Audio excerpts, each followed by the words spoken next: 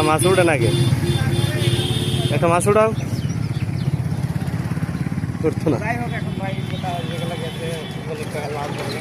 এটা পরে একটা আলগা বস দিয়ে দেবো নাকি